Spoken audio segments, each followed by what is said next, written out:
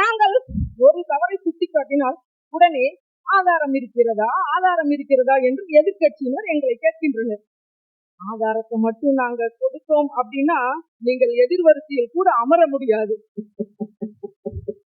மக்கள் உங்களை வேண்டான்னு சொல்லிதானே எங்களை தேர்ந்தெடுத்திருக்கிறாங்க. அப்புறம் இந்த குமுறல் நல்லா ஞாபகம் வச்சுக்கோங்க. போட்டியே இனிமே ரெண்டு பேருக்கு தான். ஒண்ணு டிவிக்கே, இன்னொன்னு டிவிக்கே தான். ஏன்னா அடுத்த தேர்தலுக்கு அப்புறம் அந்த பக்கம் யாருமே அமர்ந்திருக்க மாட்டீங்க. 234 இனிமே நாங்க தான். ஒரு விஷயம் எல்லாரும் ஆலிஸ்வெல் சொல்லிக்கோங்க. ஆலிஸ்வெல் எல்லாருமே ஆலிஸ்வெல் சொல்லுங்க. நல்ல வேலை நீங்க மட்டும் சர்க்கார் பட போஸ்டர் கிழிக்காம இருந்திருந்தீங்கன்னா நாங்க எல்லாரும் இந்த இடத்துக்கு வந்திருக்க மாட்டோம்.